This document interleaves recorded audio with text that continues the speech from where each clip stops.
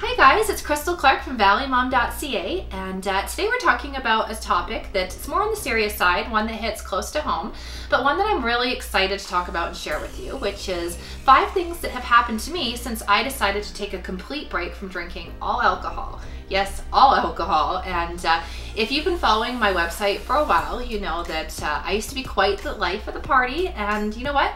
That hasn't changed. I'm still having a lot of fun, and that's what I'm going to talk to you about today. So let's get into the top 5 things that I love most about not drinking. So the first one is probably the most obvious, and that is the weight loss that comes with not drinking. A glass of wine could be anywhere between 50 to 80 calories a glass depending on how big your pour is, and let's be realistic. I wasn't measuring the 6 ounces, it was probably more like a 9 ounce, and that's a lot of extra calories. I couldn't understand why I was packing on the pounds, even though I was going to the gym and eating relatively healthy. But after a couple glasses of wine, you kind of lose all resolve. Salt and vinegar chips would come out, and you just didn't care anymore. And I really didn't like what I was seeing in the mirror or how I felt, and stopped going to the gym for like a good year. So when I stopped, I couldn't believe that I lost 7 pounds in like 2 weeks. And I know a lot of that probably is the bloating, which is another sad side effect of drinking.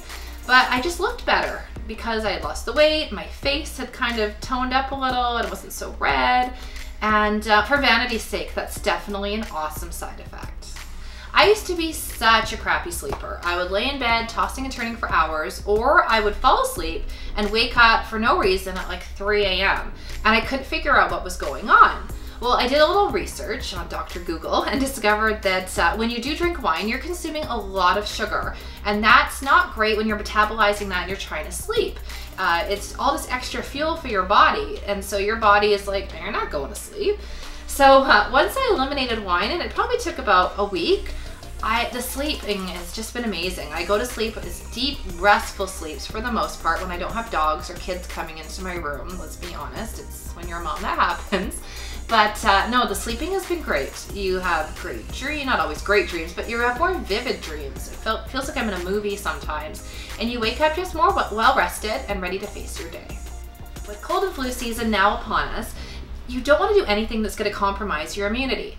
Well, when you're over drinking like I was, I tended to get sick a lot. When I got a cold, it would last me pretty much from say October until April.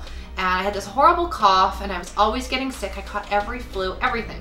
But it's because when you're sick, your body doesn't have the chance to repair itself when you're fueling it with wine every night, or Caesars, or whatever your poison is. And especially when you have a hangover. I would have a hangover, and then it would spiral into this cold, and I would have a glass of wine that night to feel better, and I was just never getting better. But since I stopped and had my break, I do get the odd cold, but it's gone within like a week, sometimes a few days, and I bounce back so much quicker. Probably the most important one for myself personally, and that is building connections with people. I mean, with my kids, my husband, friends, the community. I used to kind of use alcohol to shut myself out from people and build up a wall. Now I enjoy spending time with my kids so much more than before. I notice things that I didn't notice. How hilarious my youngest is, or how sensitive my oldest daughter is, or how my husband is just the most caring and compassionate guy. Friends that I have known for years. Little things are just starting to notice things that I didn't notice before, which is hard for me because it's always been there and I just didn't see it. I know for writing, it makes it easier for me to connect and capture who a person is, their personality, and really identify with them and transcend that into my writing, which works out for me as well, being a journalist and blogger. So those are my 5 tips. I mean, everybody's journey is going to be different. And then I'm not in any way saying that you should stop drinking.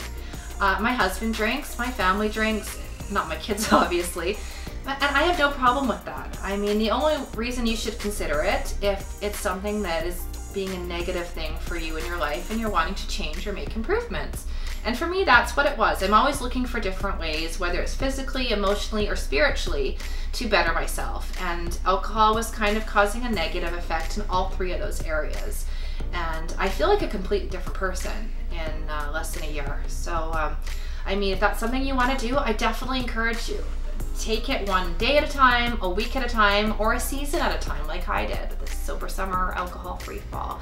But if you want to follow more about my adventures in sobriety or local events, the people, places, and faces of the Fraser Valley, beauty tips, parenting, please do come back, and feel free to subscribe to my YouTube channel, follow the blog ValleyMom.ca, and email me or message me on Facebook if you have any questions or just want to chat.